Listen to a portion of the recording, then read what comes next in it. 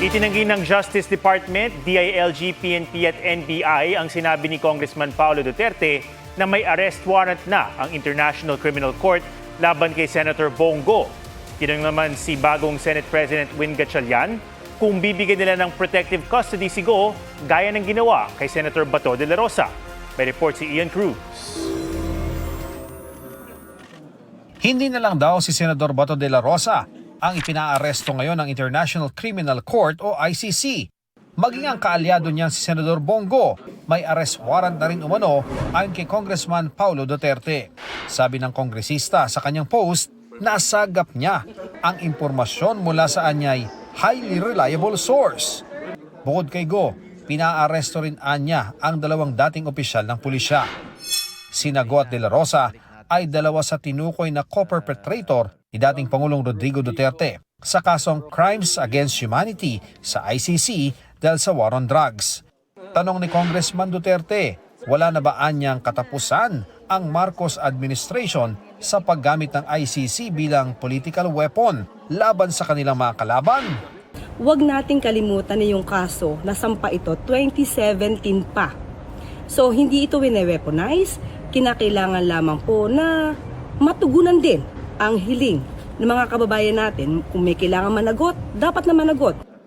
Giit naman ni Go, wala siyang nilabag na batas ng tao o Diyos. Kailanman ay hindi raw naging bahagi ng kanyang mandato ang police matters. Sana raw ay hindi mapolitika ang isyu ng ICC warrant laban sa kanya. Ngunit ayon sa Department of Justice, NBI, PNP at DILG, wala pa silang natatanggap na opisyal na komunikasyon mula sa ICC kaugnay sa umano'y arrest warrant laban kay Go.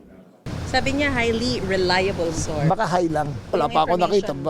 Baka sabog siya nun. We're always prepared. Pero yung mga ganong klaseng pronouncements, delikado yun, di ba? Buti pa siya alam niya. Ako, hindi ko alam. The Philippine National Police is ready. Marami tayong tracker, manhunt teams, at arresting to implement warrant of arrest. Wala pa po. Wala po kaming nare-receive pa. Walang communication pa ng warrant. Tinanong naman si bagong Senate President Win Gatchalian kung bibigyan ng Senate Protective Custody si Go, gaya ng ibinigay noon kay De La Rosa ni dating Senate President Alan Peter Cayetano. It's very difficult to preempt. No? Let's wait kung totoo nga yung information na yun. No? Kung sakali, pwede bang maaresto si Go kung may sesyon ang Senado? The situations vary. No? So it's very hard to answer and then iba naman yung situation. No? Ian Cruz, GMA News. Bumuelta si Congressman Paulo Duterte sa sinabi ni Interior Secretary John Vic Remulla na baka sabog si Duterte kaya niya sinabing may ICC warrant na laban kay Senator Bongo. Pasaring ni Duterte, siya pa talaga ang sinabihang high at sabog. Baka raw nagkamali si Remulla ng tinutumbok at talagang tinutukoy ay yung mga nasa Malacanang.